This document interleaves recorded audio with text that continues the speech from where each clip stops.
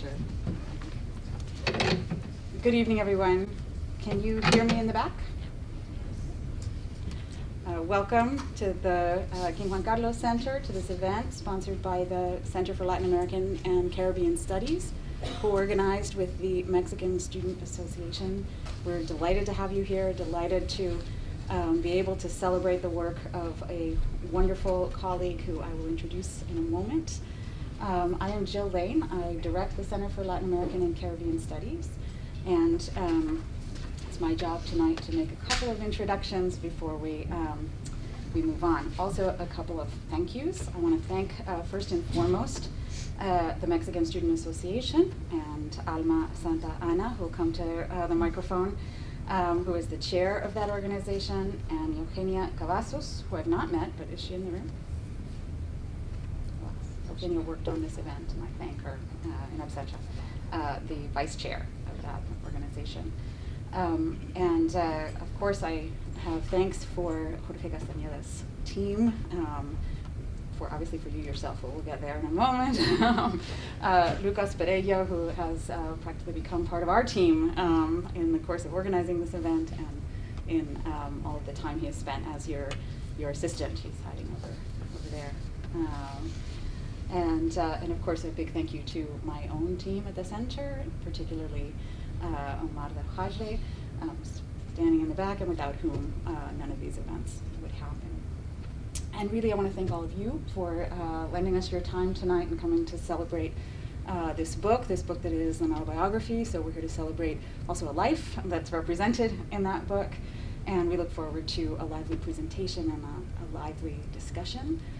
I'm truly very pleased that we've been able to work with the Mexican Student Association on this. One of the things we pride ourselves on at NYU, at the Center of Latin American and Caribbean Studies here at NYU, is being very, very open to working with all members of our community in organizing, highlighting, celebrating, debating the topics that are on everyone's mind, and giving a space for students in particular to come and organize and really set an agenda for our public discussions. And I won't make assumptions looking out at the audience, but I'm guessing there are a lot of students in the room tonight, and I especially welcome you, and I'm delighted that you are, like we are, interested in the work of Jorge Castañeda, and interested in his new book. With that, I'm going to step right back up here and give more of an introduction to Jorge Castañeda and to Patricio Navia, who will be a discussant for tonight. But first, a word from Alma Santa Ana from the Mexican Student Association.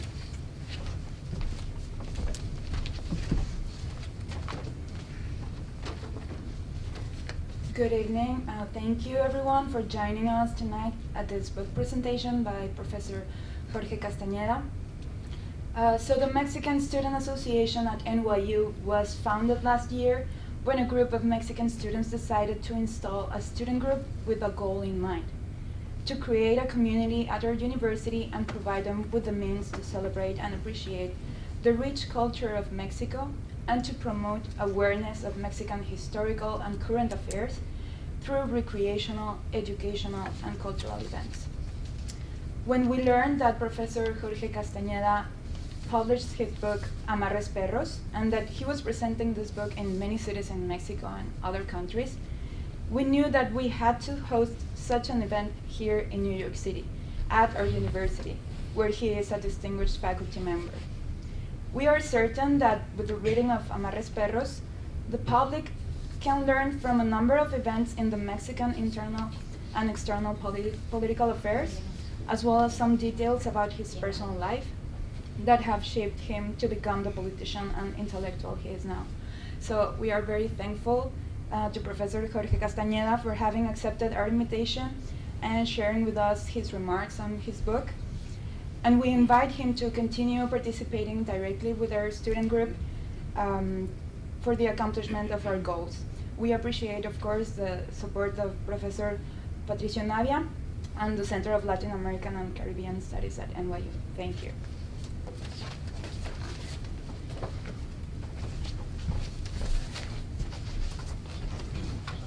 I'll be quick because I can tell you're all waiting for the main event. 1 second.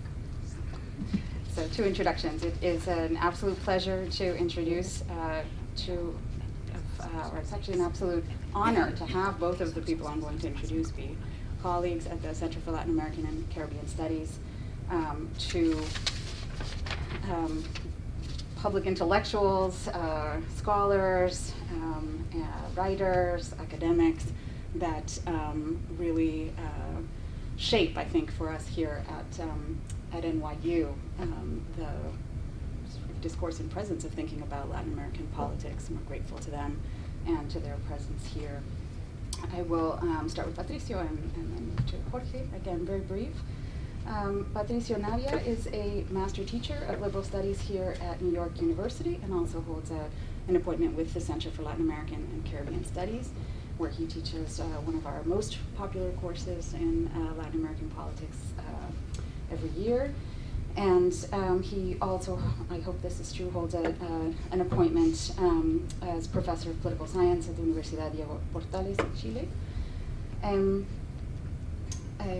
Patricio Navia is a very well-known Chilean academic and public intellectual. He holds a BA from the University of Illinois at Chicago, MA in political science from the University of Chicago, and a PhD in political science from, you have multiple PhDs. Now I'm getting confused. I thought it was a typo here, so here we go. A PhD in politics from New York University from 2003. He has written and co-edited 11 books, and his academic papers have been published in many journals, including Latin American Research Review, Contemporary Politics, Journal of Politics in Latin America, Journal of Legislative Studies, among many others. We're very fortunate to have Patricio Navia in our community, and I thank you for being the discussant for tonight's conversation. And finally, it's an enormous pleasure to give an introduction, welcome, and thank you to Jorge Castañeda, who is Global Distinguished Professor of Politics and of Latin American and Caribbean Studies here at NYU. I realize that my bio for you doesn't tell me how long you have held that position, but 97. Since 97, we have been extremely fortunate to have Jorge Castañeda with us with us since 1997, but Professor Castañeda spends the fall semester here with us every year and teaches 2 highly sought after courses, one that he teaches on U.S. Latin America politics with as a joint course up at Columbia with the provost of Columbia University, whose name is John Coatsworth. John Coatsworth. My brain is a sieve and I've gone off script. This is the problem, of course.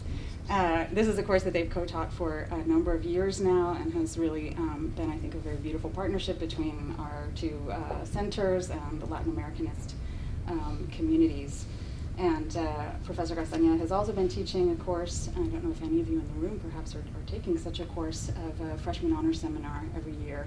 And I often think at the beginning of September, as these first-year students come onto our floor and perhaps are having their very first class in college, how fortunate they are. I wonder if they know how fortunate they are to be spending the time that they do learning from Professor Castañeda. I imagine that you all know, but I will repeat that he was Secretary of Foreign Affairs of, this was the translation given to me, is that the official title? Yeah. Of Mexico, Secretary of Foreign Affairs, and sought to be an independent candidate for the presidency of the Republic. He has taught at the UNAM, the National Autonomous University of Mexico, and as I said, is currently a professor here at NYU. He's a columnist for El Milenio, El País, Time Magazine. He has contributed to Univision. He is a member of the governing board of Human Rights Watch, a member of the American Academy of the Arts and Science, and the American Philosophical Society. He's co-president of the Strategic Franco-Mexican Council. He has written more than 20 books, including La Herencia, Un Futuro para México, Regreso al Futuro y una Agenda para México, with Héctor Aguilar Camín, El Narco, La Guerra Fallida, y Los Saldos del Narco. The list goes on, and Amarres Perros his autobiography is the most recent text. Please join me in welcoming, thanking, and celebrating Jorge Castañeda.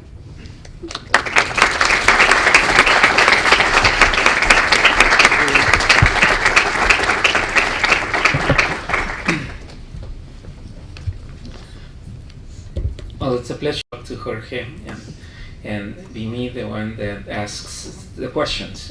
I was a student of Jorge when he first came to NYU in 1997, so and I've been around that long as well, first as a student. But Amarres Perros is inspired by the Mexican film Amarres Perros, and in that Mexican film there are 3 stories that come together at one point. This book, to some extent, has 3 different levels as well, and I would highly recommend that if you want to understand politics versus political science. This is a book about politics with backstabbing and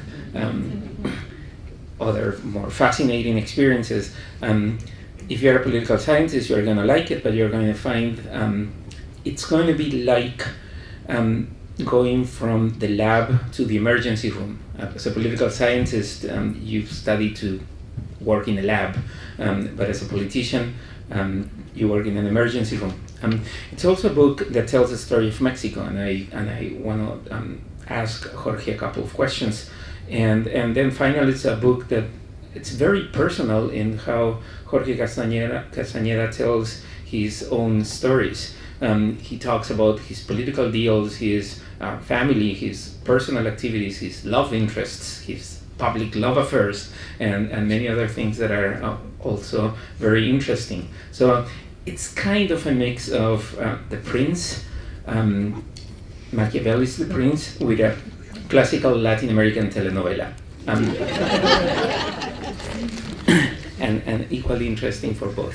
So I would start, Jorge, asking you, how do you define yourself? I mean, are you a political scientist, a public intellectual, an academic, hopeful, a presidential hopeful, a presidential candidate hopeful? Well, those are all terrible definitions. First of all, I want to thank Jill and the Center for Latin American Studies, thank Alma for all her work, thank Patricio for being here on so many occasions, and Lucas for all his help in putting this together. Thank you all also for being here with us. I guess I don't like any one of them, but since I suppose I have to choose one, I'd probably choose the so-called public intellectual, because it, I guess, conveys the sense of what I try to do best, which is to dabble in politics, dabble in academia, dabble in journalism, dabble a little bit in everything without getting too involved in any one of them, at least over a long, sustained period of time or intensity. So that's probably the least worst of those definitions, though I don't terribly like it either, because it's a very American term by definition. In other countries, intellectuals are public. If they're private, then nobody pays any attention to them. If they're public, they don't pay a lot of attention to you either, but it's better. But so where were you, and under what capacity were you happiest? As a politician, as a minister, as a professor? As a child growing up in Egypt? Certainly as a child growing up in Egypt. That's much more fun than being. But do you miss the 2 years with Vicente Fox? Well, yes, I miss the time I worked directly after his election until I resigned it. A couple of months more. It was about a little less than 3 years all told. I miss that time because it's a lot of fun to be in power, to have real power, when you can do things either to make people's lives better or worse or indifferent, but you really can do things. It's something which you get to do very, very rarely in life, and which, if you're interested in doing, can be very gratifying when you have the chance to do so.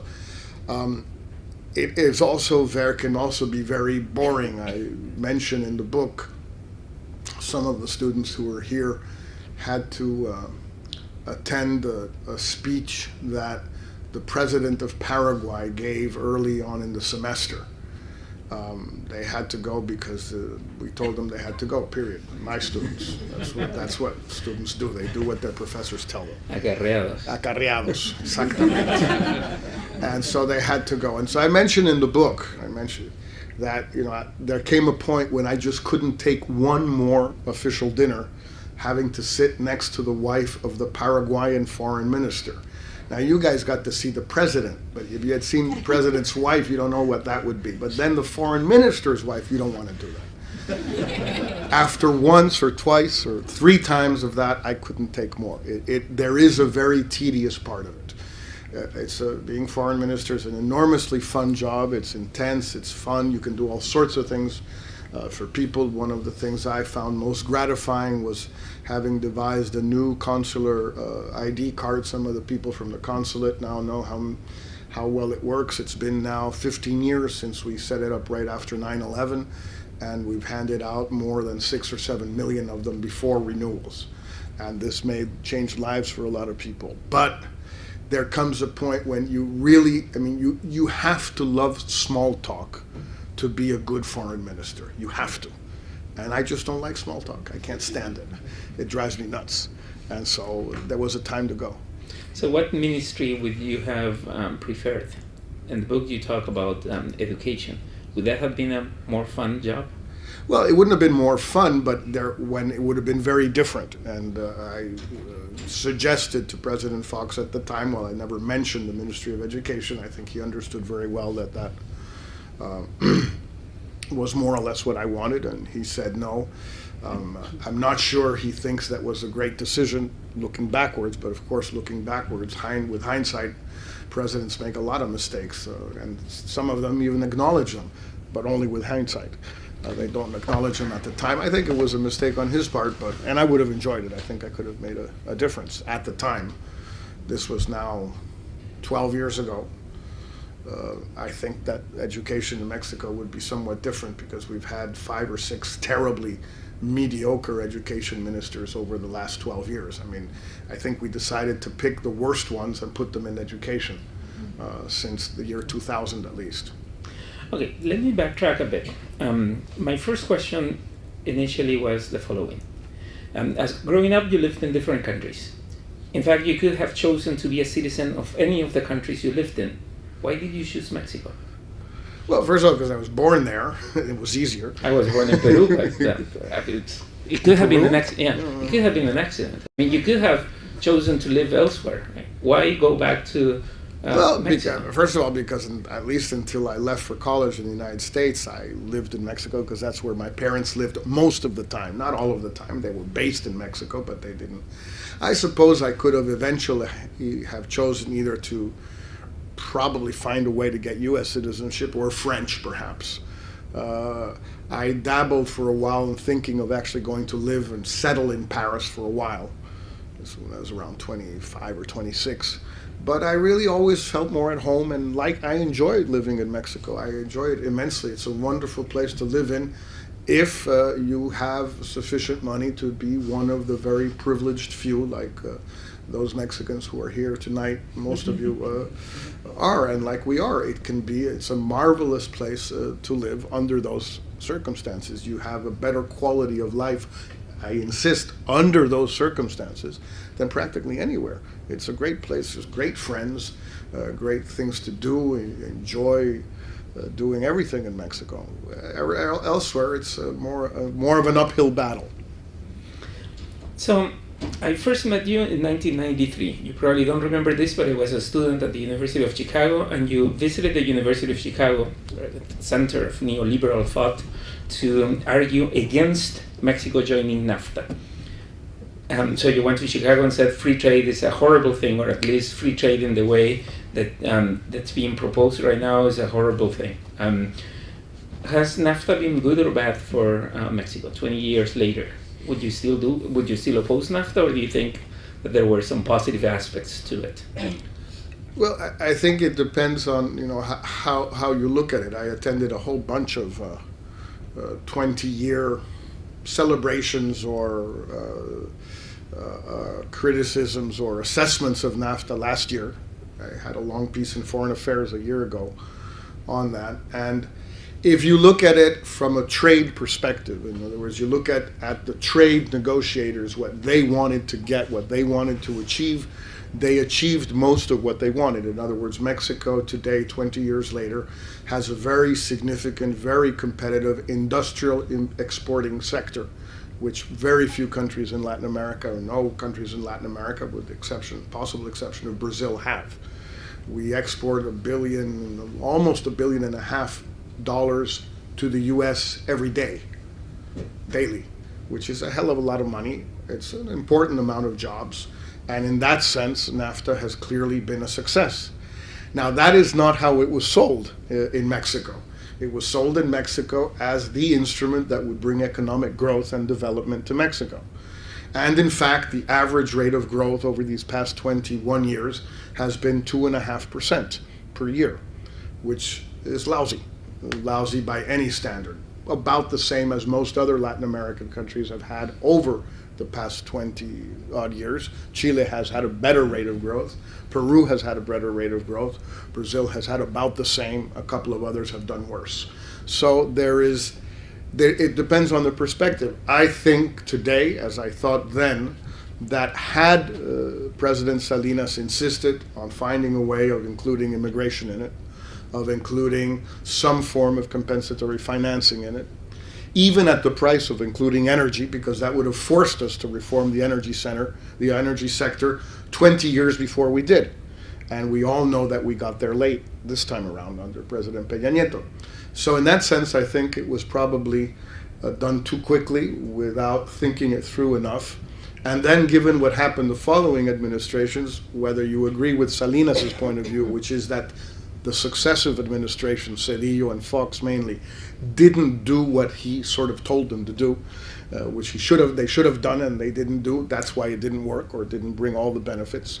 Or you ask them and they would say that not enough was in NAFTA to guarantee the sorts of additional reforms that had to be carried out and were not carried out, which is why today that huge exporting sector that exports almost $500 billion, $450 billion a year to the United States only gives jobs to at most a couple of million Mexicans, even indirect jobs, in a country of 120 million people. So it's difficult to come up with a very balanced assessment. It depends very much which way you look at it. I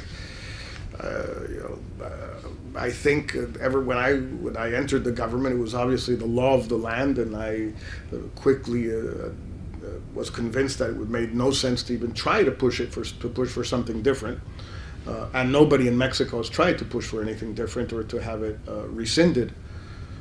But we have to face the facts that 20 years later, we're still growing at 2.5%.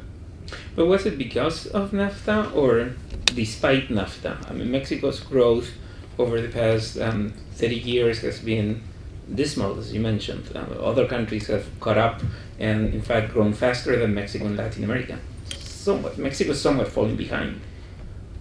Yeah, and that you can view it either way. Would things have been better or worse without NAFTA? I think they would have been pretty much the same, which of course is either a criticism of NAFTA, because remember, that's not how it was sold to us. It was sold both in Mexico and in the United States, and in Canada to a lesser extent, as the instrument to generate higher economic growth and development for Mexico. That 20 years later, Mexico would be a radically different country.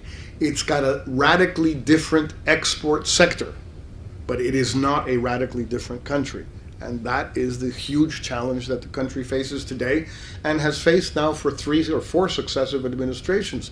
Cedillo had the quote-unquote advantage, at least, that he had a tremendous economic crisis his first year. And so he could more or less make that year responsible for relatively flat growth over the 6-year term. But Fox, Calderon, and Peña have also had mediocre growth averages, and they have nobody to blame. In the late 90s, you argued very strongly that for Mexico to have a well-functioning democracy, the PRI, the political party that had ruled Mexico since the 1930s, had to be defeated, had to be taken out of office. Was that sufficient, Does Mexico have a full-blown democracy today? Or in addition to the PRI, you have to get other people out? Well, now the PRI's back, but it was out for 12 years.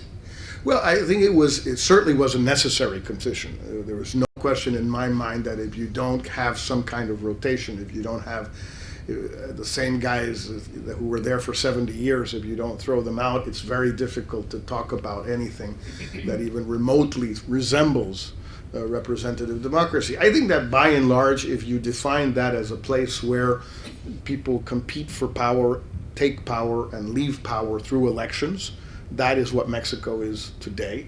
And also, people who get more votes win and people who get fewer votes lose. It wasn't always that way in Mexico. It was the other way around.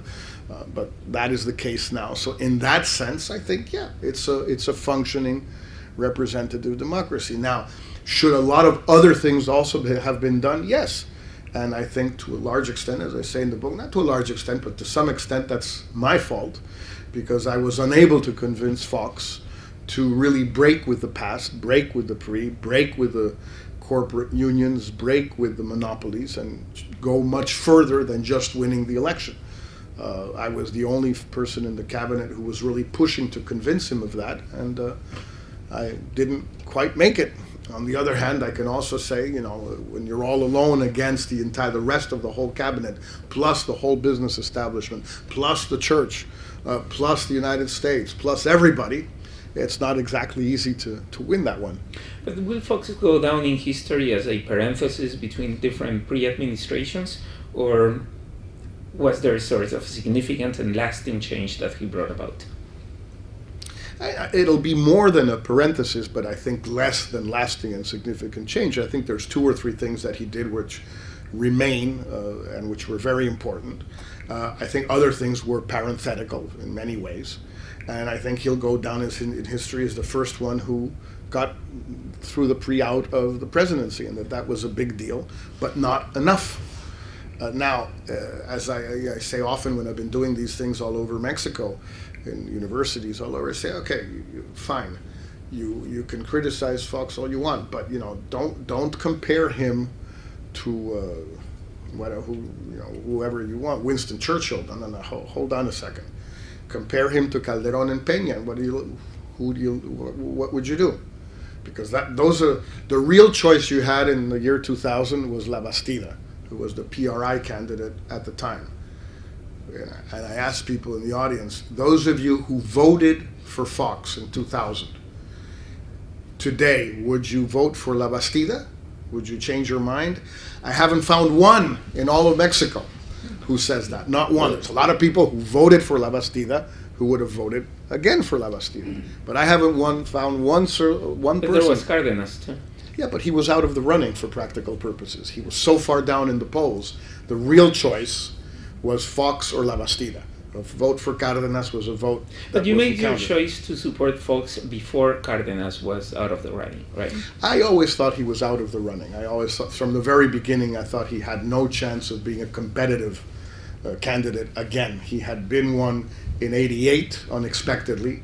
He ended up not being a competitive candidate against Cedillo in '94, and I thought from '97 onward that he was not going to be a competitive candidate.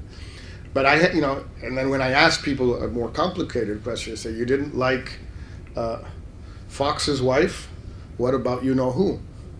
And they laugh like here. It's very complicated.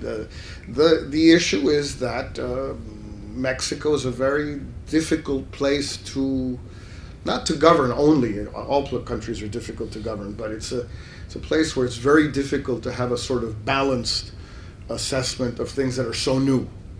This was the first Mexican president who was not a solemn jerk. Mexican presidents love to be solemn. They just love that. They love to walk in solemnity. They love to talk in solemnity. Everything is solemn. And Fox wanted really to break with that. Well, a lot of people in Mexico decided that they were going to not like that because it was a lack of respect for the presidency. In the country where everything is full of rituals, to do away with a few rituals, I think he didn't do enough, Fox. He should have done much more. Needless to say, I can't stand Mexican rituals, but that's a different story. But in your book, I get that you kind of acknowledge, but don't want to openly say it, that the most transformative president Mexico had over the past 30 years, or even in your lifetime, was Carlos Salinas. Yeah, I mean, I think he was the most transformative. I don't think anybody would really argue that perhaps the fact of Fox's victory was more transformative, but that was just a fact. It was not a policy. In terms of policy, I think probably Salinas was. The problem is that he wasn't just that. And that's where everything got screwed up, because if he had been just that, fine, but he wasn't. He wanted to perpetuate himself in power one way or another. And in the best of cases, he allowed at least for as much corruption as we have now, if not more. And those two things really sunk his administration to the extent that today he remains even more unpopular than Peña Nieto, which is not easy. But being transformative doesn't mean that you're going to be popular. I mean, if you think about Peru, Fujimori was probably the most transformative president, and in Chile it was Pinochet, right? So you don't have to be popular, you just need to be transformative. Yeah, I mean, I don't disagree, and Salinas was transformative, I think even perhaps more than Fujimori, not obviously in Pinochet now. Do you judge either Fujimori or Pinochet or Salinas only by their transformative policies? I don't think anyone anymore judges them that way, especially in the case of Pinochet, when it became obvious that in addition to having been responsible for the disappearance or death of thousands of Chileans, he also was infinitely corrupt. Well, infinitely is a big word. By Mexican standards, he was a joke. I think he only had something like $30 or $40 million. I mean, this is ridiculous. We do that for breakfast. It's silly. You know, Chileans, you people are not very serious at corruption. You have a lot to learn from us. You should send some of your guys to Mexico to study, Pato. They'd learn a lot. But Pinochet is remembered for that, and Fujimori is also remembered for that. Not just for repression and things like that, and not just for the coup against the Congress, and not just for stealing his second election or third election, but also on grounds of corruption. And that's partly why he's in jail. So, since we are talking about Latin America, you also wrote a very, very influential book in 1993, Utopia Unarmed. And my question would now be, is there a utopia in Latin America today? Well, no, it's a problem, as you have told me about the stuff I'm writing now. It's very difficult to write something or say something that has the kind of utopian narrative or mobilizing narrative like the Cuban Revolution had in the 1960s and partly the 70s, like the Central American revolutions had in the late 70s, even like some of the more democratic left-wing regimes like Lula may have had in the 1990s. Today there is no mobilizing, motivating, epic narrative in Latin American politics, or not only politics, in practically any area of Latin American life. And this is a real problem if you want to win an election or anything else other than through making up promises that you can't keep, or lying to people, or fooling people. If you want to motivate them and at the same time not deceive them, there's a real problem, because there is no motivating narrative. There is no utopia. I'm not sure I know how to come up with one. The ones that I've seen in most Latin American countries the last 3 or 4 years, I find very unsatisfactory. But of course, that's not important. I'm getting old, but the young people don't find them satisfactory either. I mean, your students in Chile don't find anything to mobilize with, except when they wanted, cheaper education, which is a perfectly legitimate demand, and they're quite right in taking to the streets to try and have their tuition lowered. But fine, but this is not exactly, epic. An epic struggle, we will take the Winter Palace, and workers have only to lose but their chains, and by the way, can you give us a 20% discount on tuition? Well, but perhaps to some extent the absence of utopia today is the result of what happened to the 1960s utopia. Che Guevara is a t-shirt, and the Cuban Revolution, after 50-some years, is talking to the U.S. I mean, so if you're going to do a revolution and wait for 50 years to talk to the U.S., perhaps You should just go and buy the iPhone right away. Or learn how to swim and swim across the Straits of Florida more quickly. I mean, like the woman, the CNN woman, she finally made it. It took her about 10 times to do it, but the last time she succeeded, if the Cubans had learned how to swim a little earlier, they might have gotten there sooner. That's what they're doing now. The real problem with this is that it didn't work. And so looking back, obviously people are, I guess, disappointed. Many of them are not consciously disappointed. If you ask a 20, 21-year-old student in Santiago or in Sao Paulo or in Buenos Aires or Mexico City today, you know, are you terribly disappointed in the Cuban Revolution? You say, the Cuban what?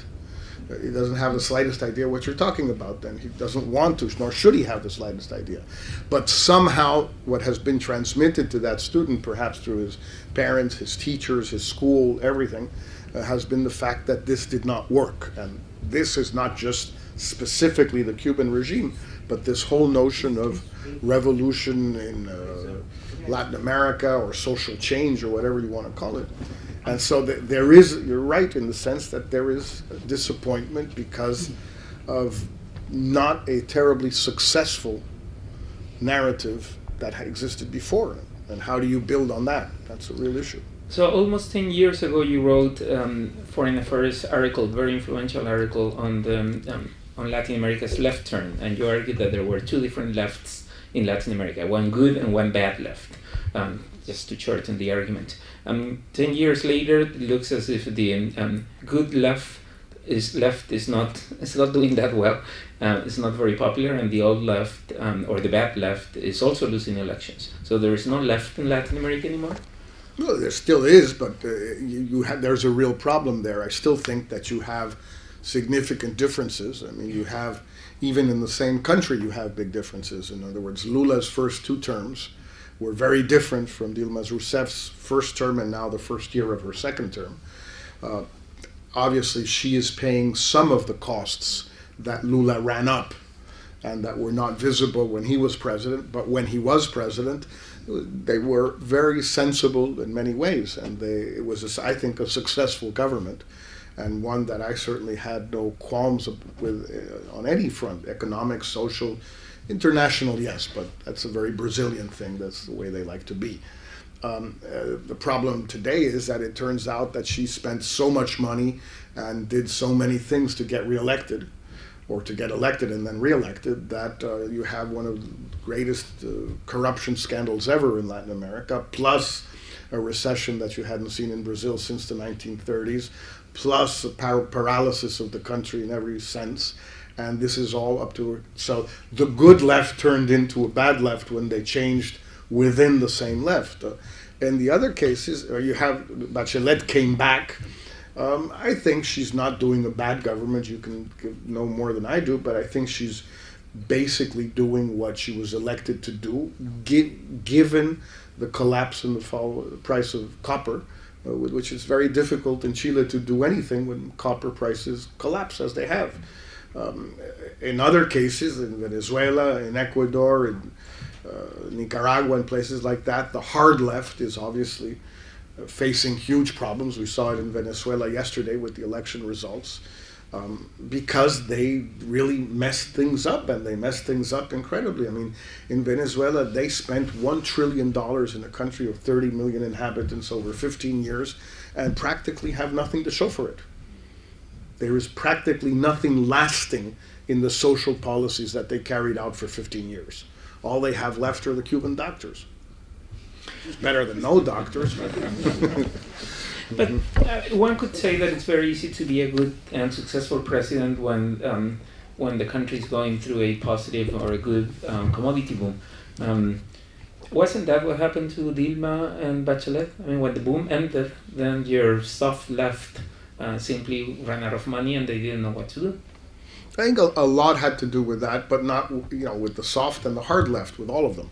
I mean, the left in Latin America from 99, when Chavez takes office, it's elected in late 98, from 99 until 3 or 4 years ago, the left, where it was elected, and was elected in a whole bunch of places, did very well in government, did well, was reelected, it was It spent money sensibly most of the time. It made real social progress. Poverty was brought down.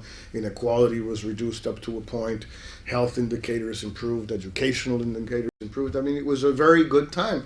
And it was largely financed, not so much in Brazil, but in the other countries were financed by this huge commodities boom that has been one of the biggest booms we've seen in many, many years anywhere in the world, basically fueled by China's insatiable appetite for everything. I mean, from soybeans to iron to oil to absolutely everything. And when that comes to an end, it's very difficult to keep spending or to keep doing things like those were doing. Brazil is different because it's such a big economy. It's not only because of commodity prices falling that Brazil is in such a mess, but certainly Chile, Uruguay, Argentina, Peru, Venezuela, even Colombia are countries, commodity exporting countries, that are in huge trouble because the stuff they produce and sell doesn't fetch the prices it used to. So the one country in Latin America that hasn't had a left-wing government is Mexico and Colombia, but the most important is Mexico. Is it Andrés Manuel López Obrador's turn this time around? Well, I think one of the tragedies that could befall Mexico would be precisely when everyone else in Latin America seems to be getting tired with that sort of experiment, and when it's increasingly obvious that if you don't have a commodity boom, then you do not have the money to spend that makes these sorts of policies viable, that Mexico is seriously considering electing López Obrador to the presidency in 2018. If you look at the polls, and more importantly than the polls, if you sort of feel the atmosphere, if I had to bet today, I would bet that he is going to be elected in 2018. Not because I want him to be elected, but because I think that, first of all, people are going to say we gave two PAN presidents a chance and they screwed up. We gave a pre-president to come back and he screwed up. It's time to give this guy his turn, see what happens, firstly. And secondly, he is campaigning basically by saying, I told you so. That's his campaign. He needs nothing more than that. I told you so. Se los dije. It's hard to argue with that because up to a point, it's true, you have to make a much more complex argument that he would have been worse. I think you can make the case, but it's not easy because this has been really a government that has disappointed everybody, rightly or wrongly. And we can argue how right or how wrong people are to feel as disappointed as they are. But President Peña Nieto has the lowest poll ratings of any president in Mexico since there are polls that are meaningful, or since from Cedillo here, and they're sustained. In other words, he's not going anywhere. He's remarkably unpopular. People are tremendously disappointed. So how do you make the case that in spite of all of that, López Obrador would have been worse in 2012 and don't vote for him in 2018 because it will be worse? It's a very tough case to make for anybody. And I'm worried that a lot of Mexicans, we don't have a runoff, so with 35%, you're home. 30% you can get elected. I'm afraid that 30% of Mexicans will say, let's try this. And no matter how much you give them the argument, look at what happened in Venezuela, look at what happened in Argentina, look at what happened in Brazil, and you can go on and on and on. The fact is, that's not going to be a very convincing argument. In the same way that Peña Nieto's argument, look, we're not doing great in Mexico, but we're better off than Brazil. Nobody cares in Mexico whether we're better off than Brazil or not, because that's not what Mexicans compare their everyday life with. They compare it with the way it was or with their expectations, however founded or unfounded those expectations were. So I will open up to the audience for questions, but I have one more question before I do that, and that has to do with the role of the U.S. and the role the U.S. has played and will play in Latin America. The U.S. was very, very important in the 1970s, 80s, 90s, but it seems as if the U.S. is far less important today in Latin America, particularly because of the commodity boom. Now that the boom has ended, will the U.S. regain its importance, and does it matter? Well, it always had its importance for the non-commodity exporting countries, which are basically Mexico, Central America, and the Caribbean. Countries that depend much more on manufactured exports, on tourism, on remittances and immigration, on drugs, on all of those issues. The United States is key because, for example, you can't all of a sudden start exporting heroin and cocaine to China. It apparently doesn't work that way. This is where you want to export that stuff if you want to, and we continue to be competitive when we do it very well, and we've managed to switch over from marijuana to heroin. We're doing well in Mexico, and so are the other guys, but only because it's a U.S. market. So that part of Latin America has remained plugged into the U.S. It hasn't changed. And for the United States, for the Central American countries, for the Dominican Republic, for Cuba, for Jamaica, for Mexico, the United States is still by far the most important trading partner, investor, source of tourism, destination for immigrants, everything. It's in that sense that has not changed and will not change. Now, for the other countries, maybe their connection with China will be a lasting one. If the Chinese economy picks up again soon, if demand for their commodities picks up again, prices continue to rise, the Chinese actually deliver on their promises of investing and building infrastructure, which they really haven't delivered on. They promise, but they don't do it. Then, if all of that occurs, that will be a lasting relationship. And the U.S. will be less important for Chile or for Peru or for Brazil or for Argentina than it was before, but not for Mexico and the Caribbean. Okay, so Puede ser en español si quieren, las preguntas o los comentarios o lo que sea. We'll do it either in English or Spanish, cada quien como quieran. ¿Hay un micrófono? yeah, there is a microphone, no? Yeah.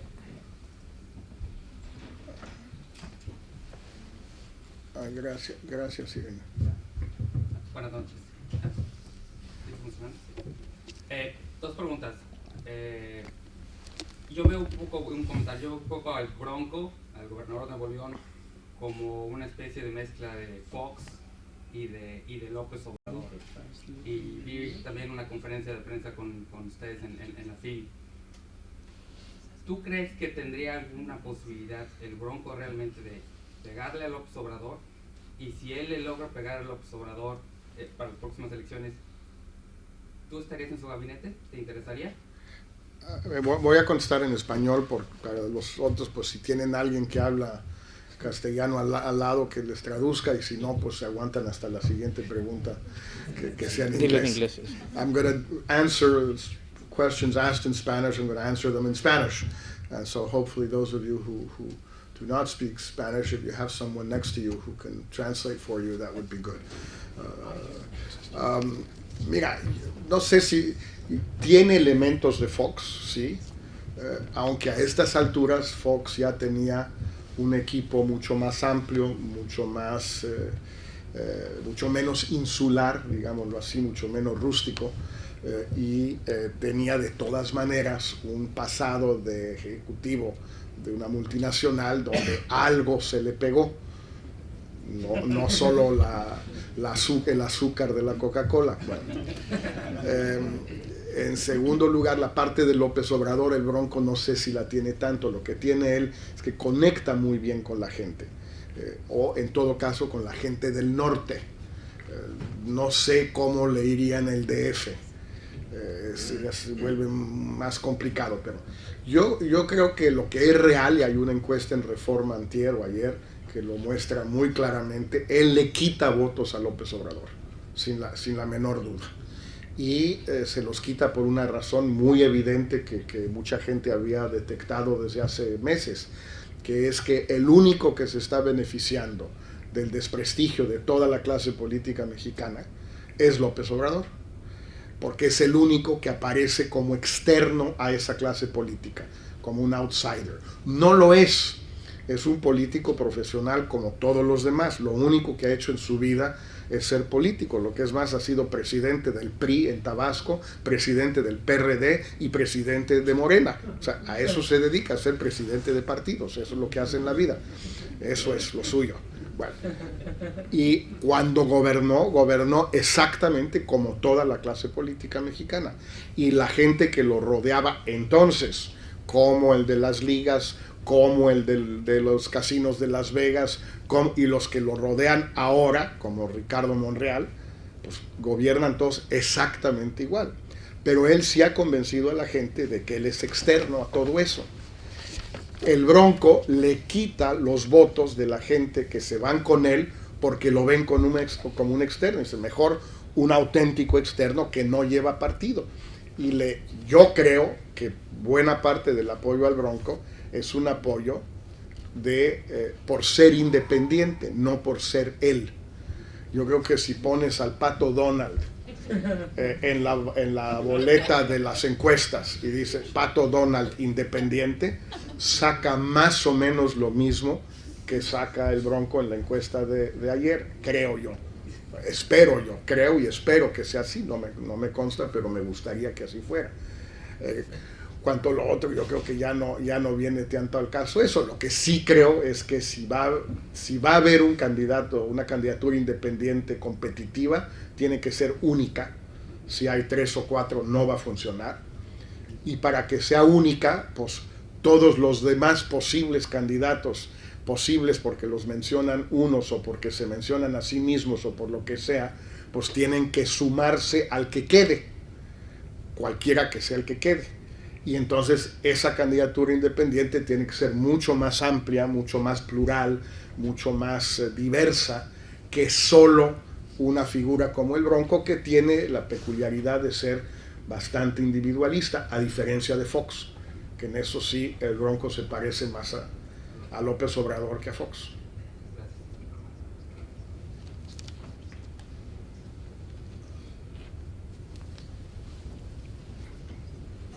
Working and everybody. Go ahead. Would you place Morena into either of the bags of leftist governments that you mentioned in your previous text? And if it's the second sort of irresponsible left bag, do you think the U.S. is going to just stand back and let a president that has inflammatory rhetoric and this anti-imperialist kind of feel just rise in Mexico? Well, I mean, I do place it there, but with the caveat that, of course, they have never governed at a federal level. So it's hard to say what they would actually do. We know what they say, and we know what they have done at a local level, but we don't know how López Obrador would govern because he never has. And so we have to go a little bit by what he says and a little bit what he and his party have done when they had local jobs. I happen to think that because of his incredibly provincial view of the world and of Mexico and of life, and because of his extraordinarily conservative positions, I mean, for those who are interested in these issues and who are Mexican or follow Mexico, he's anti-abortion, anti-gay marriage, anti-assisted life or death, whatever you want to call it, anti-marijuana decriminalization. I mean, he's very, very conservative. This is a very conservative guy, at the same time that he's very nationalistic, very anti-imperialist, and has absolutely no notion of economic policy in any sense of the word. He has been very clear on many occasions in private, but it's been sufficiently public, those private comments that he's made. He has said to many people, the greatest Latin American in the 20th century is Fidel Castro. He believes that. He thinks so, he believes so, and he says so, which is, I mean, understandable, but that's where he's coming from. Now, what would the Americans do? Frankly, I think if he had won either in 2006 or 2012, and in 2006 he lost by a nose, they would not have made a big fuss about it. They would, have stood back. There was not much they could do about it. Now, the minute if he starts carrying out policies that seem to be damaging to American interests, I think the United States would respond first by saying, look, you have to take a good look at the map, see where your country is, see where our country is, and figure out that there's things you can do and things you can't do. But if that doesn't work after a while, I think the Americans would react aggressively if he implemented policies that were viewed as contrary to American interests. If he just talks but really goes on with most of the policies, I don't think the Americans would care a whole lot either way. I think they would just, stand there. Yeah, I have enough problems as it is. And, you don't want a Mexican problem in addition to everything else Obama has. Well, he won't be around, but whoever is around. All right. I think the microphone is already working. My name is Ivan Guzman, and I do have a question for you. The question is, I know that a lot of us Mexicans would like to see Dr. Jorge Castañeda as the next Mexican president. The question is, will you consider to run again as an independent candidate in the coming years? Well, maybe a lot of the Mexicans here, because some of them are my students, they have no choice. But I don't think a lot of Mexicans in Mexico, although we'll have to see. But my sense is that there are better candidates around today, independent candidates, possible independent candidates, including Jaime Rodriguez from Monterrey, but also people like the former rector of the university, De La Fuente, or people like Manuel Cloutier, who was elected an independent congressman from Culiacan, and a few others. And I think that I can probably be more useful trying to organize a process whereby there is only one candidate. Now, if it turns out that we get to a stage where, for specific reasons in each case, the people who could run decide not to, for whatever reason, and it turns out that after everything I've done, so many other people have done, for it to be possible for there to be an independent candidate in Mexico, and there isn't one because nobody wants to run, then obviously I would consider it, because it would be ridiculous to have done all of this and to believe that an independent candidate has a serious possibility of winning, which is what yesterday's poll shows. Then it would be ridiculous not to attempt it, because it would be silly just not to benefit, not to take advantage of this possibility. And that, yes, I would seriously consider if it came to that, which I hope it doesn't, but it might come to that. Do you really hope it doesn't? Well, it's a figure of speech, Michael. It's a figure of speech. But I do think that those would be the best conditions under which I could play a role. Jorge Castañeda, President Jorge Castañeda, would want to move Mexico closer to the U.S. or closer to Latin America? No, certainly closer to the U.S. I would not see it differently than from when I was foreign minister. The point is that hopefully I or whoever is president, and more importantly, and if they want to have a realistic view of where Mexico is in the world, will understand that, first of all, for Mexico, Latin America doesn't really exist. What exists is Central America and the Caribbean, where we have a very close relationship on every score: trade, infrastructure, as I said, drugs, immigration, everything, and which is very important for us, and where elites from Central America and the Caribbean have been studying in Mexico for 50 years or 60 years, where there's a lot of things in common, and where we have really absolutely nothing in common with the Brazilians or the Chileans other than nostalgia and soccer. And soccer, because we admire their soccer, they don't admire our soccer a great deal. Actually, they're right, they shouldn't, but anyway. So I think that is, the logic is that we should get closer to the United States, but sort of bring the Central Americans and the Cubans and the Dominicans with us, which is a little bit what is happening. When Biden and Obama got scared, got terrified last year of all the unaccompanied minors that were pouring over the border, as Donald Trump would say. Actually, they were pouring over the border. There's a hell of a lot of them. What Obama did was he sent Biden to talk all together to the three Central Americans that matter, Guatemala, Honduras, and El Salvador, and to Mexico, because he realized very clearly that it goes together. And the three Central Americans and the Mexican agreed.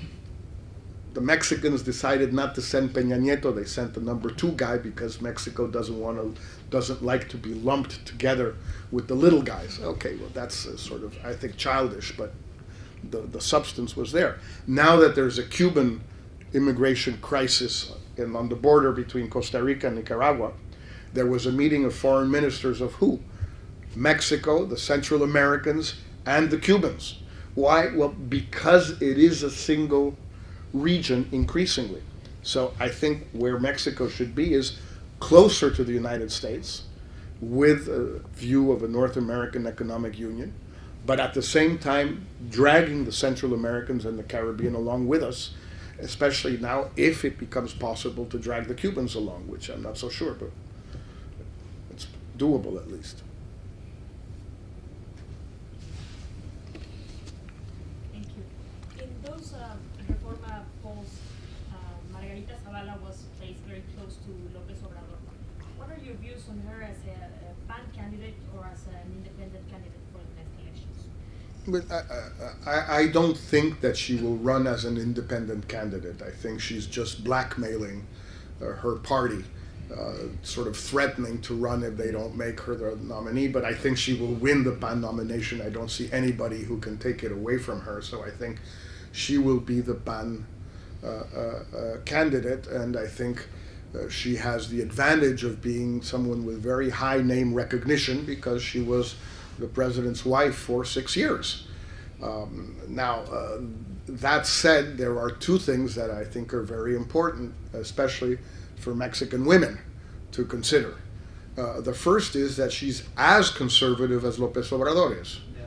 She is anti-abortion, anti-gay marriage, anti-marijuana, anti-muerte asistida, and so on and so forth. She is a very, very conservative Catholic woman. Now, that's a perfectly respectable way to be, but that is what she is, firstly. And secondly, it's hard to make the case that she will be the PAN nominee only because of her own talent and capability. She will be the PAN nominee if she is because she is former President Calderon's wife. If she was not his wife, she would not be the candidate, period. You can say, well, yeah, but she was always also a congresswoman in her own right. Yeah, there are hundreds of congresswomen in Mexico, and they're not presidential candidates. She will be a candidate because she is Calderon's wife. I don't see there's anything wrong with that, but that's what it is. And the other issue that is important for Mexican women to think about is, what does she think about her husband's drug on wars? Does she agree with the 80,000 dead and the 25,000 missing people, or she doesn't agree with it? Would she do the same thing? Did she ever tell him that it wasn't such a great idea to kill so many people and maybe a few less? What does she think about all? Or, well, we didn't talk about that. Well, so then what do you know about this stuff? Because the only thing you know about governing is what you learned, and you must have learned a great deal during the 6 years he was president. If you didn't talk about these things, then what did you learn? And if you didn't learn anything, what do you know? ¿Hay alguno por allá?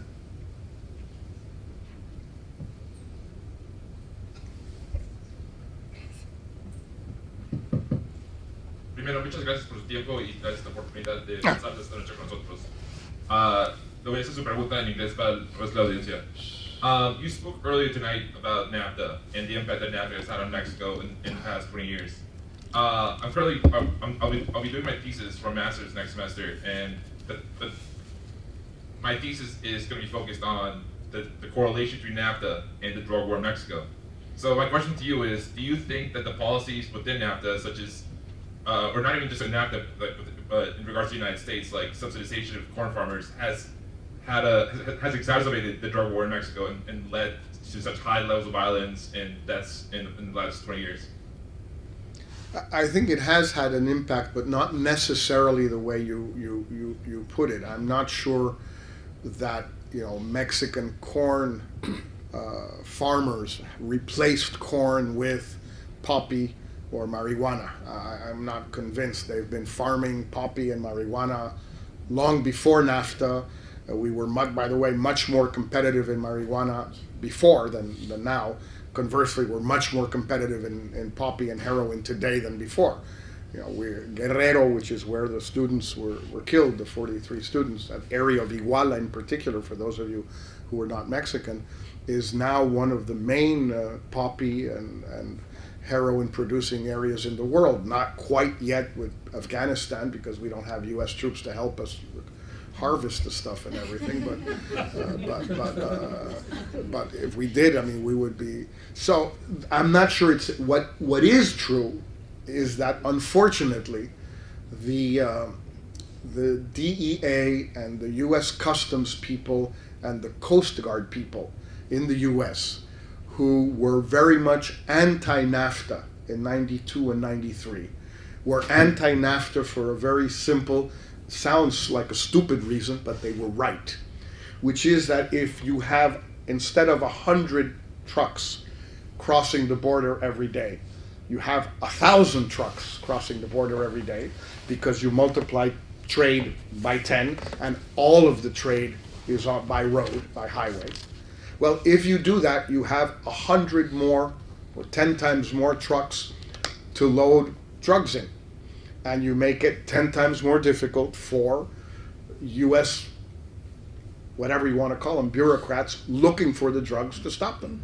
You have increased exponentially the number of opportunities to send drugs into the United States. And that's why they were always very anti-NAFTA. They lost the battle. Bush father, 41,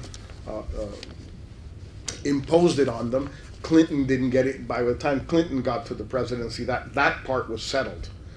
You know, I don't think that was a good enough reason for there not to be NAFTA, but there it certainly happened. I mean,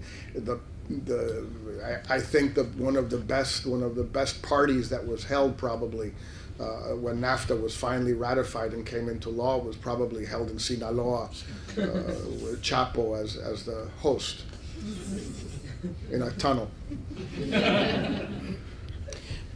But Chapo represents, I think, something rather negative for Mexico. I mean, the last time the such a notorious drug lord was out and about was Colombia, Pablo Escobar, right? From the rest of Latin America, looking at Mexico, things don't look very well. Chapo Guzman runs away from the maximum security prison. The president is buying homes from contractors, and then students get killed. So from the rest of Latin America, Mexico is not a country that one looks up to. Perhaps the Central American countries look up to Mexico because they have no other way around, and because Central Americans are sort of going through Mexico in order to get to the US. But why do you think Mexico has fallen behind so much? I mean, there are some countries in Latin America, including Colombia, that are striving. Mexico is kind of falling behind. Well, it depends in falling behind in which way. In terms of economic growth, if we take the last 20 years, again, I think Chile did better, Peru did better, Panama did better, maybe Colombia did a little bit better, Uruguay certainly did better, and that's about it. The others did about the same, and some did far worse than Mexico. We're sort of half in between. Now, granted, we should be on the top, if only because of the size of the country, the wealth of the country, and because we share the border with the United States, which in economic terms has to be seen as an advantage. You can see it as a problem a challenge from other points of view, but certainly economically it's an advantage which no other country has except Canada. I think the problem is that we get everywhere late. You know, we're not just late as individual Mexicans. The country's late. We're always late. We're late to NAFTA in the sense of we didn't decide to join GATT in 1980, but postponed it for almost 10 years. We're late in opening up the energy sector. We did it in 2014 instead of having done it in 94 or 2000. We're late in having a transition to democracy. We waited until the year 2000 instead of having done it in the 1980s. And I think those constant that constant tardiness has made it very difficult for Mexico to be as successful as it should. And other countries in Latin America, for different reasons, the ones we mentioned, have probably not been that late. And so even if they're not necessarily performing that much better than Mexico, either they think they are or others think they are, but they certainly view Mexico with very critical eyes. Less the Americans, although they do too right now. The Europeans don't view us a whole lot either way. They don't care one way or the other. The Canadians, sometimes they bother, sometimes they don't bother. This new guy apparently is very interested in having a good relationship with Mexico. Harper didn't care at all. He was totally uninterested, and he was in office for almost 10 years. We are sometimes the butt of jokes and of condescending attitude on the part of the Latin Americans. I'm not sure how justified it is, but it's there. The Chileans, the Argentines, no question about it. They tend to laugh at the Mexican with the sombrero. Not that they don't have their own problems. Talk to you about the Chileans at some point, but it's real, and I think there's a constant sense of disappointment. Since Jesus, Mexico should be doing much better. We should be looking up to Mexico. Mexico should be the successful country that we can emulate, that we can follow, that can help us on things that we can't help the Brazilians, but we certainly can help the Central Americans, and we certainly can help the guys in the Caribbean. They're very small countries. And there's a sense that instead of Mexico being this success story, it is a disappointment. Not a failure, but a disappointment. And I think that's a very pervasive Latin American attitude, which I regret, by the way, and I'm not sure they're right. There's somebody all the way in the back. Sí, más que nada gracias por permitirnos personarlo y esperamos que cuando sea presidente también nos deje personarlo. Siempre, hombre. Sí, no se preocupe. Estábamos hablando hace rato acerca del poco crecimiento que ha tenido México en los últimos años, en los últimos sexenios. Si usted llegara a ser presidente o un actor político que pudiera influenciar la presidencia en los siguientes años, México tiene muchos problemas. ¿Por dónde usted empezaría siendo presidente o un actor muy cercano político donde pudiera tomar decisiones? ¿Por dónde empezaría a arreglar este problema?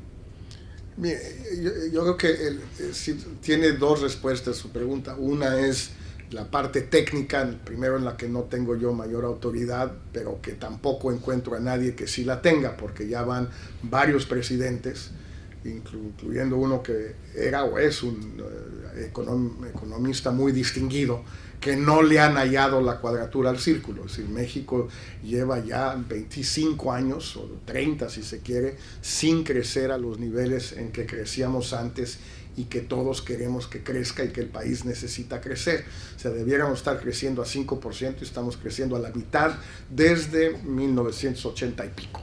Entonces, esto yo no tengo una respuesta técnica, pero creo que nadie la encuentra tampoco. Ahora, la respuesta política a la pregunta de con qué hay que empezar, creo yo, hay que empezar ya hoy, que no hubiera dicho lo mismo hace 3 años o hace 10 años o hace 15, pero hoy hay que empezar con la corrupción. ¿Sí? La gente ya está, en buen castellano, hasta la madre de la corrupción en México. La verdad, está harta la gente. Y aunque eso no necesariamente repercute en la tasa de crecimiento, la tasa de ahorro, la tasa de inversión, eso puede ser que no, aunque tiene efectos económicos sin la menor duda, pero ya es tal el hartazgo de la sociedad mexicana en materia de corrupción que yo creo que el próximo presidente tiene que empezar con eso. Tiene que empezar con eso hacia adelante, pero también hacia atrás, porque si no, no es creíble. El borrón y cuenta nueva no es ya aceptable ni creíble en México. No sé si lo era antes, pero ahora no lo es. Entonces se va a tener que ir a ajustar cuentas con el pasado inmediato y el pasado reciente, y se va a tener que poner en práctica una serie de políticas que realmente disuadan, impidan o erradiquen la corrupción o la disminuyan por lo menos, de tal manera que no llegue a los extremos que según todo el mundo ha llegado en este sexenio. Y yo creo que ese es el punto fundamental con el que hay que empezar.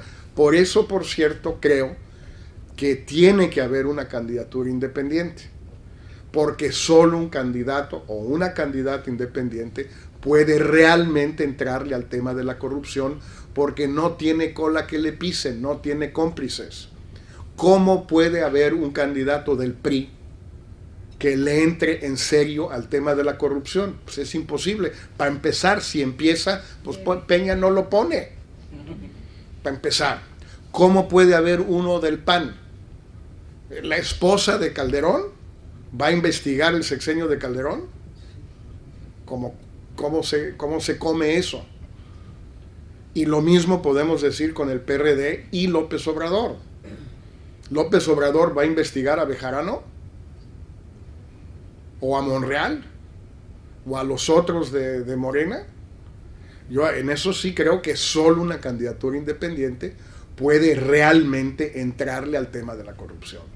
Y esa es una ventaja muy potente que va a tener cualquier candidato independiente o candidata independiente. Y yo creo que mucho de lo que estamos viendo en las encuestas justamente es eso. La gente le cree al Bronco. No sé si tengan razón en creerle. Ese ya es otro tema. Doctor, muy buenas noches. Mi nombre es Jimena Hidalgo. Yo soy directora del semanario Impacto, que tiene 50 años circulando aquí en Nueva York. Un gusto de conocerle personalmente. Siempre le vemos solamente en la televisión, en el programa El Punto. Así es que no soy parte de sus alumnos, pero sí me gustaría hacerle una pregunta. Antes de la pregunta le voy a exponer algunos elementos, algunos criterios para hacerle finalmente la pregunta. Usted hace un momento mencionaba de que lo que más le conviene a México es trabajar para estrechar las relaciones con los Estados Unidos y también con el Caribe y Centroamérica. Ahora hay que considerar que la influencia cultural de México en el resto del continente para abajo ha sido muy fuerte a través de muchas décadas, a través de la televisión, el cine, la música. Todas las generaciones de Sudamérica hemos crecido, y me incluyo, he incluido mis padres, mis abuelos, con la cultura mexicana.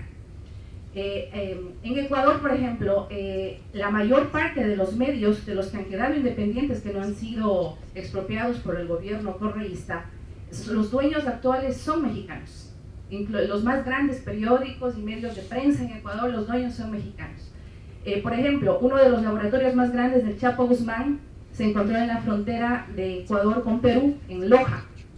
Y Argentina y Chile tienen grandes problemas con las drogas. Una de las relaciones más fuertes que tiene México definitivamente con las drogas es Colombia. Entonces el resto de Sudamérica siempre se le ve a México como el hermano mayor, el que lucha contra el malo que es Estados Unidos, que no nos quiere a los latinos. Siempre ha habido ese apoyo, y en el caso, por ejemplo, de las declaraciones de Donald Trump, que no fue contra el resto de los latinos, pero hubo un apoyo de toda la comunidad hispanohablante hacia México, porque le sentimos parte de la familia. Ahora, esta actitud de todos los países del mundo quieren estar bien con Estados Unidos, particularmente, bueno, no todos, hay muchos enemigos por ahí, pero la mayoría de los del hemisferio quieren tener un acercamiento con Estados Unidos. Para muestra Chile, que está tan lejos, como usted lo mencionó, que ni siquiera los chilenos necesitan visa para entrar a este país, que es un caso muy excepcional, es el único país latinoamericano, y en términos comerciales están muy bien. Esta actitud, de pronto, la perspectiva con relación a Sudamérica, y ahí viene la pregunta, ¿tiene algo que ver con esta ola del chavismo y con esta posición política que, gracias a Dios, con el triunfo de Macri en Argentina y ayer con las elecciones a la Asamblea en Venezuela, parece que empieza a debilitarse? ¿Tiene esta ola chavista, socialista, que se ha llamado socialista, que en realidad no es, tiene algo que ver con esa posición que de pronto no le conviene a México involucrarse con el resto de Latinoamérica? No, bueno, en parte sí, en parte no.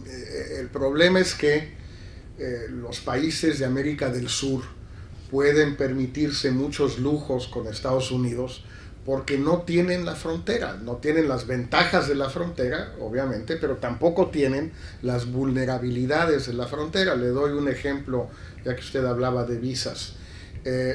Brasil es un país muy, ahora sí que muy macho, diríamos en México. Son muy machos, los brasileños se sienten muy machos. Y como los norteamericanos les piden visa a los brasileños, pues los brasileños les piden visas a los gringos y que se fastidian. Si quieren ir a Brasil, quieren ir a Río, quieren ir a Carnaval, pues tienen que sacar su visa y tienen que ir al consulado y tienen que pagar y tienen que esperar y tienen que hacer todo igual que los brasileños en Estados Unidos. Pues bien, suena muy sensato, muy honorable, ¿no? Suena bien. Claro, ve uno los números, van 600,000 turistas norteamericanos a Brasil cada año.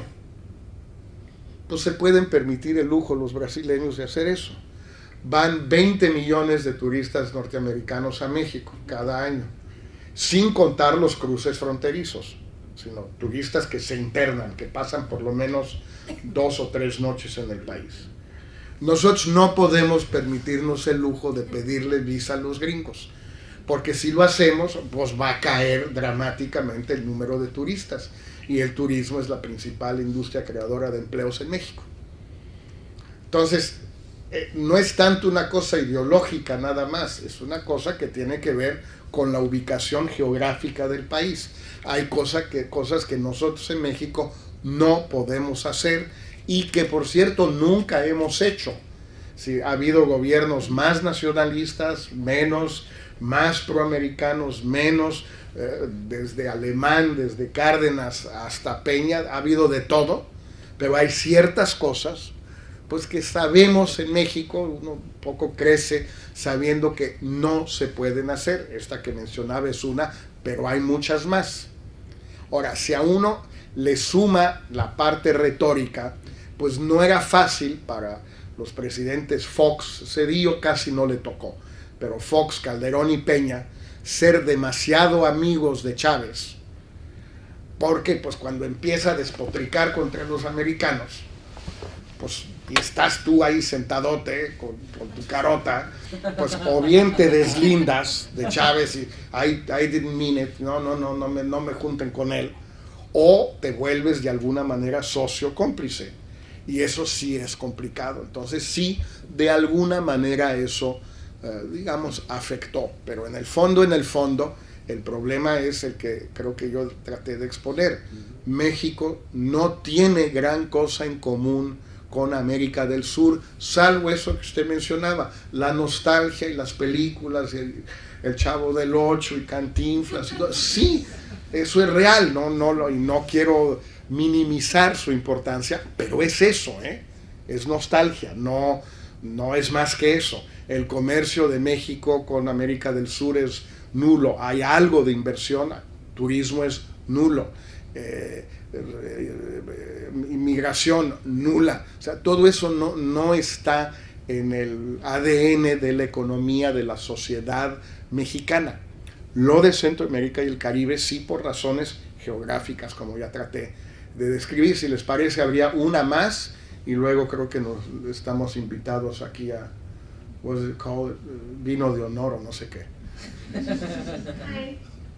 So the new trend in the region seems to be the decline of the left, the fall of the left as opposed to some years ago when it was its rise. Do you think this new right-wing regimes, like Macri in Argentina, like the previous comment said, and probably we'll see a new regime in Venezuela soon if the newly elected Congress does a referendum to remove Maduro. We have protests in Ecuador against Correa, a probable impeachment of Dilma in Brazil.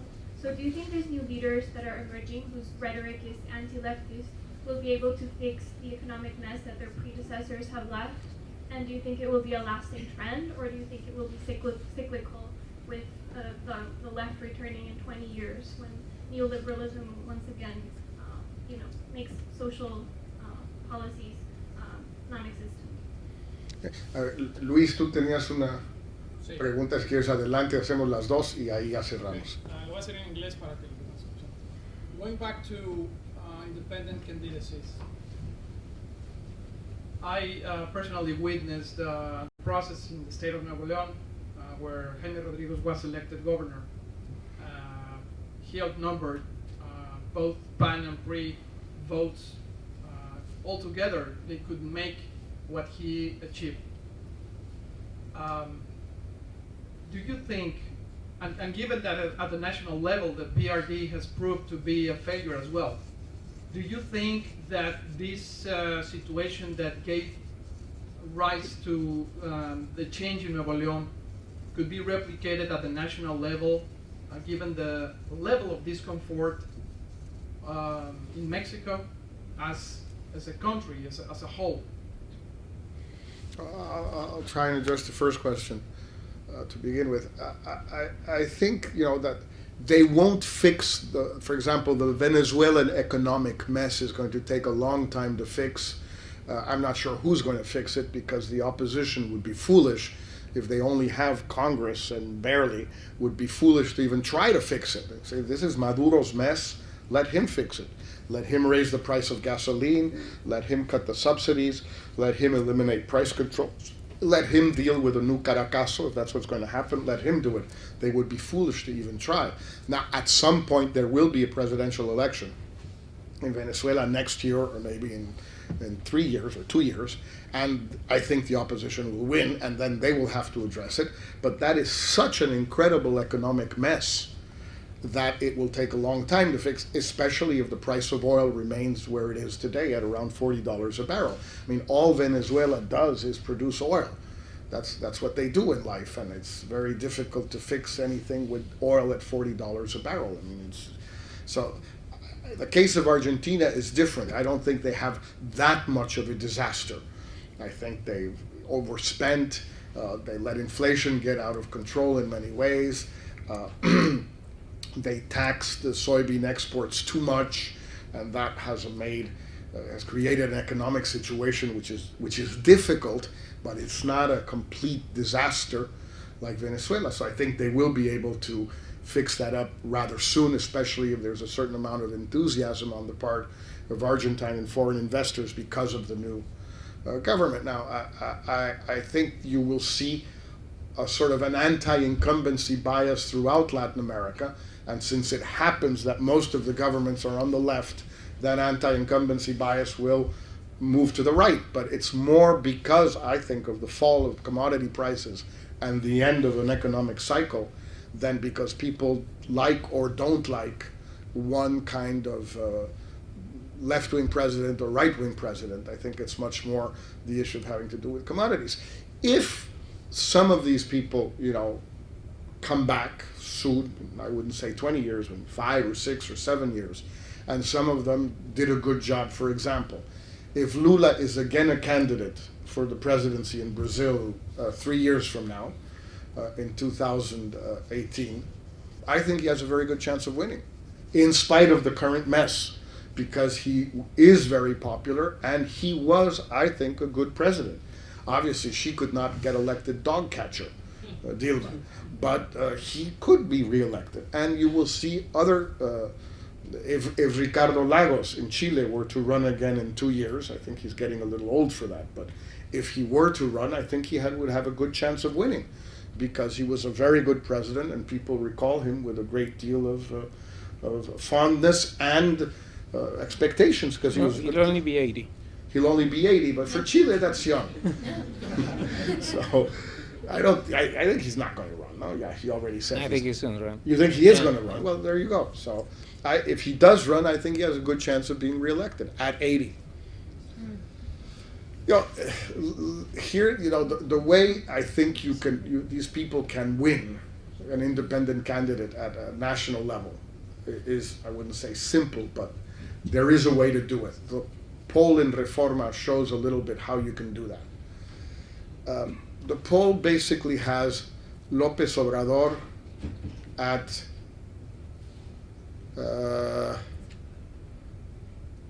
18%, I think. I think so. Margarita around the same. Jaime Bronco at 15%, and Mancera at 8%. If Mancera were to support López Obrador, he would be around 27-28%. But there's not that huge a difference. It's not that Bronco's at 5%, he's at 15%. and the others are at 18, and then López Obrador is at 20 or something like that. It's not a big gap right now before anything else has started. Now, how do you run a campaign like you saw in Nuevo León? How do you do this in all of Mexico? Well, you build a virtual country inside of Mexico that looks like Nuevo León. Now, how do you do that? Well, since you don't have a runoff, you're only going after 27 or 28% of the vote. You're not going after 50% of the vote. You're going after 25 or 26. So you want to get 25% of the vote in that virtual country, let's say. In that virtual country, you want to get 40% of the vote so that it corresponds to 25 of the whole country. What does that virtual country look like? Well, it looks like Nuevo León. First of all, it's highly urban. Secondly, it has an educational level significantly above the national average. Thirdly, it has connectivity, internet, etc., much higher than the national average. Fourthly, it has a much larger middle class as a share of the total population than the national average. And you create this virtual country on a computer, and then you decide to campaign in that virtual country. And you look to get 40% of the vote in that virtual country, which is called Nuevo León bis, or whatever you want to call it. Most other Mexicans wouldn't like it probably to call it that way, so it's not a good idea. But find a way. And you run there, and you can get 25% of the vote. If El Bronco has 15% today and has done nothing, all he has done is win an election as an independent candidate. I think it's a perfectly doable achievement, and I'm not the, I mean, he thinks so, which is more important than what I think. He thinks so. That's why he's running, or thinking he's running. Thanks a lot, everybody, for joining us, and if it's okay with you, we'll meet you outside.